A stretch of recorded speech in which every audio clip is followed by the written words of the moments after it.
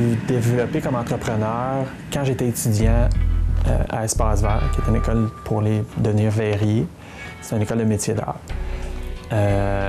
Et puis, il y a une réalité qui m'a rattrapé, c'est que quand tu es gradué, à l'époque où j'ai gradué, c'était en 1997, il n'y avait pas de débouché d'emploi pour un souffleur de verre au Québec. Il n'y avait pas d'atelier, peu ou pas d'atelier. Je pense qu'il y en avait 2.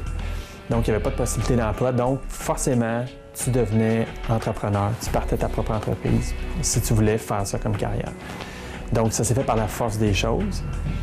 Moi, j'ai réalisé à un certain moment qu'une entreprise n'était pas nécessairement une entreprise avec 4000 employés, avec des gestionnaires, tout ça. Ça pouvait être très, très petit. Et puis que moi, je devenais une entreprise. Moi, quand j'étais jeune, il y avait un terrain de golf là, où j'allais, puis il y a une rivière qui traversait le terrain de golf, puis j'allais chercher des balles de golf que les gens rataient leur coup, puis je vendais des balles de golf.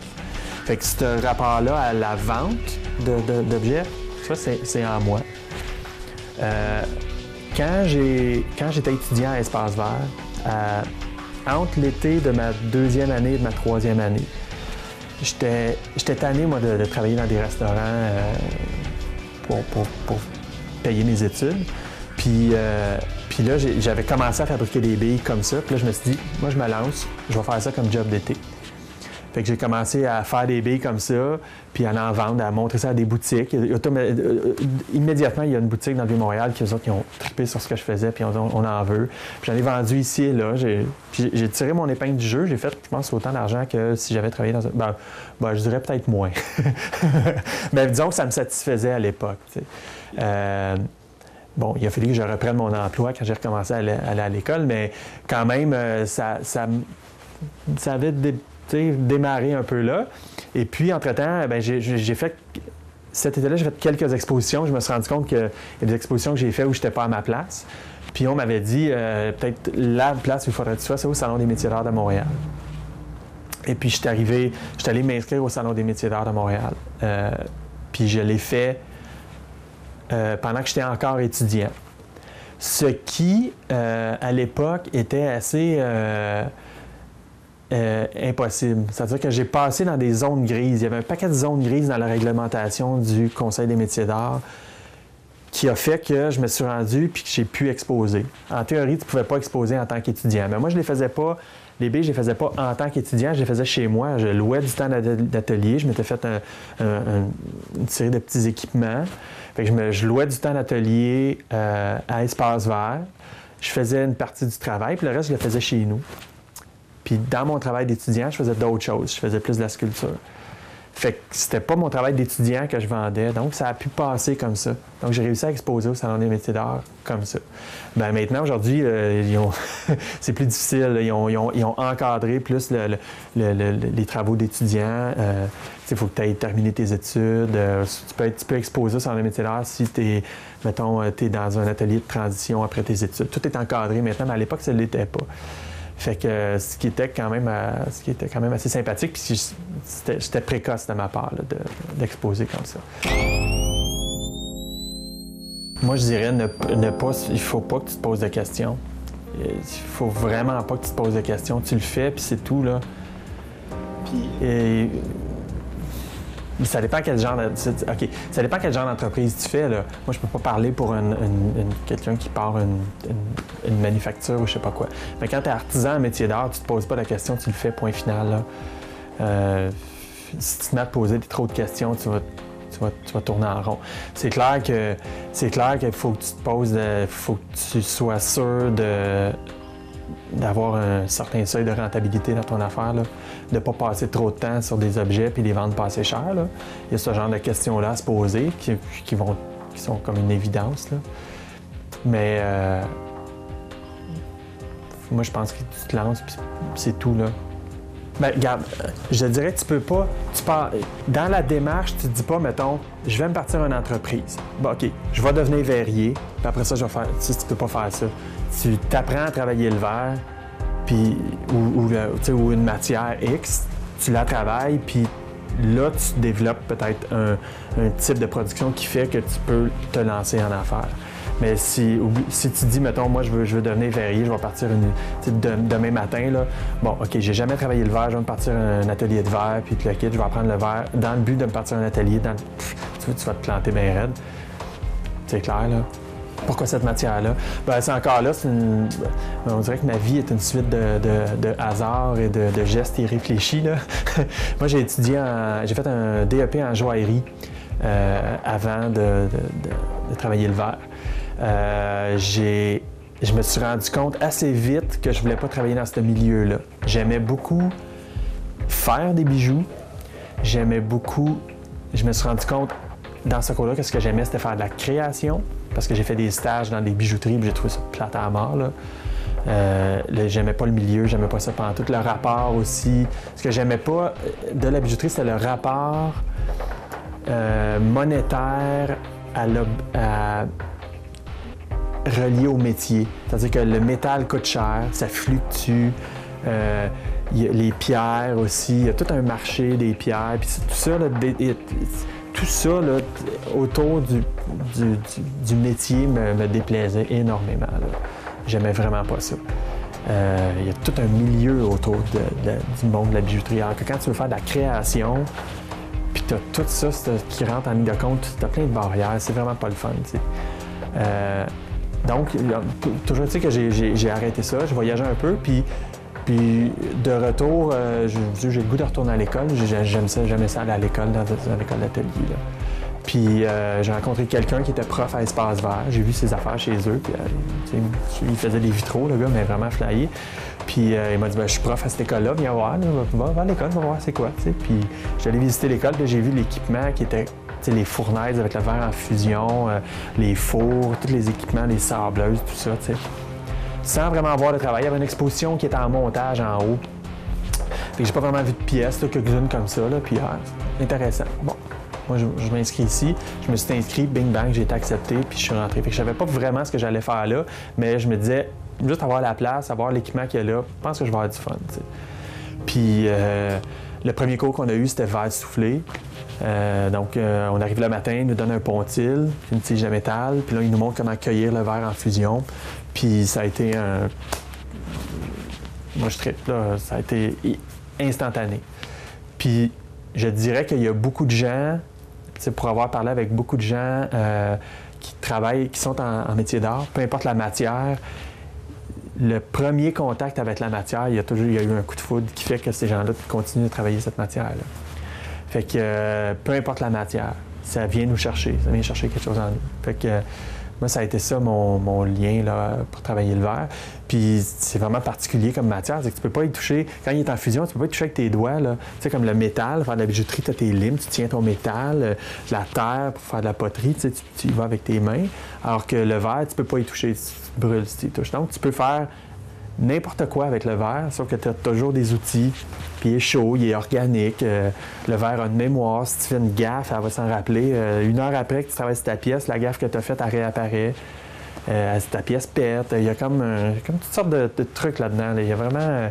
les verriers, là, ils sont... Ça, c'est clair que les verriers, c'est des tripeux de verre, là, puis ils en mangent.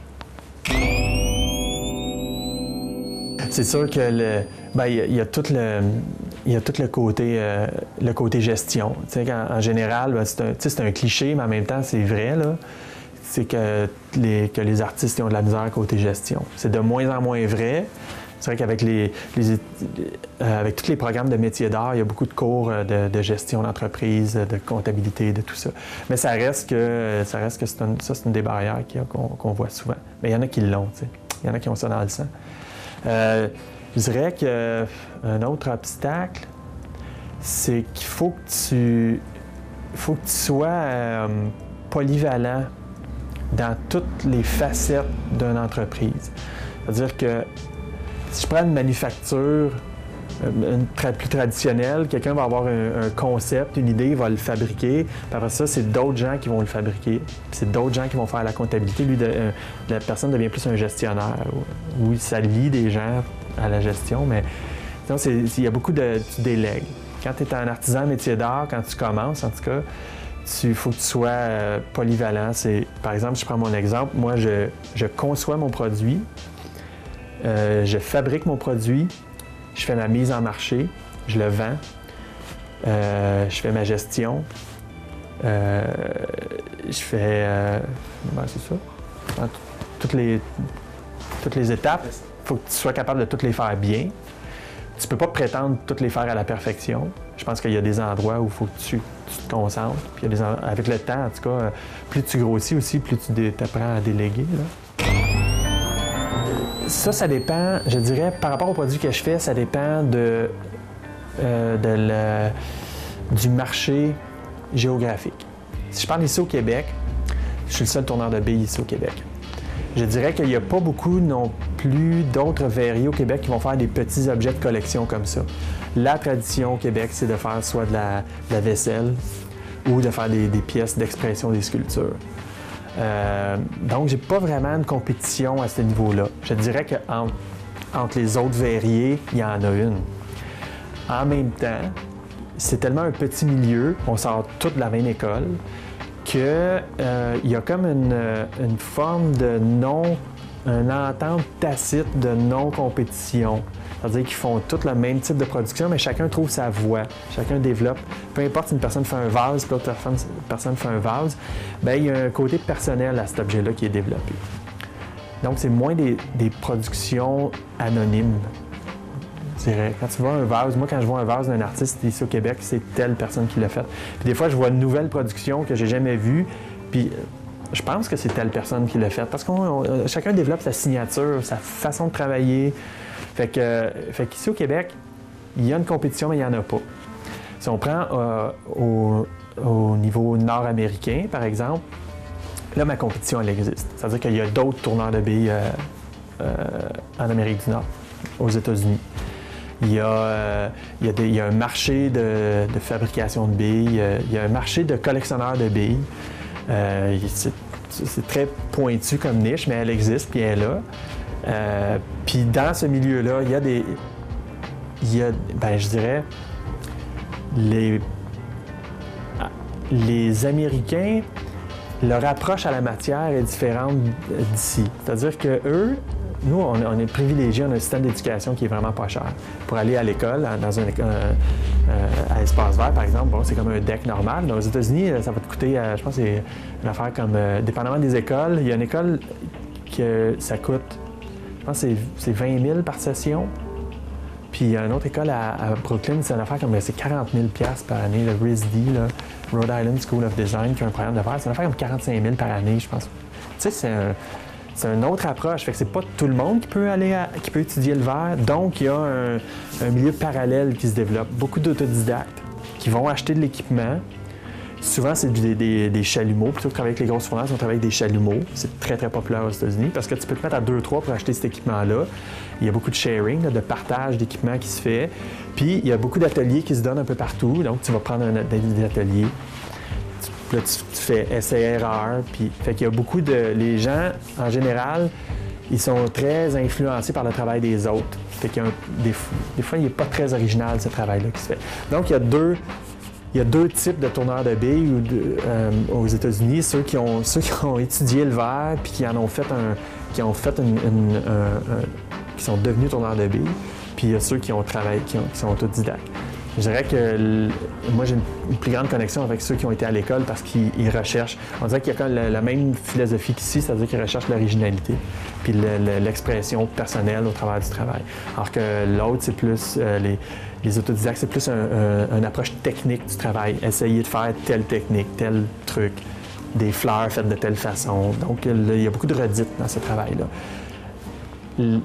Forcément, la compétition est très féroce. Aux États-Unis, la compétition est très féroce. Ils sont très, très, très durs. Tu te fais dire des commentaires, des fois, là, qui sont pas nécessairement agréables. C'est ton travail, qui n'est pas justifié. T'sais. Moi, j'étais un peu catalogué aux États-Unis. Il y a un commentaire que j'ai vu souvent là, sur des forums de discussion, là, parce qu'il y a des forums de discussion de collectionneurs de billes, que mon travail est outside of the box. C'est-à-dire qu'il n'est vraiment pas comme celui des autres. Il est super différent. Fait que moi, je considère que c'est un avantage, c'est-à-dire que mon travail est vraiment original dans ce milieu-là.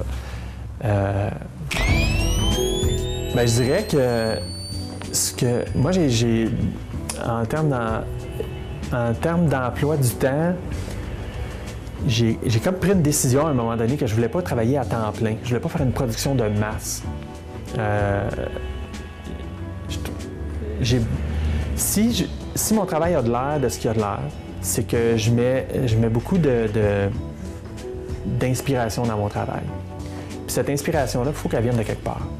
Alors que si je passe mon année dans mon travail, dans mon atelier, à ne faire que des billes, je ne vais pas chercher d'inspiration, je ne vais pas me ressourcer.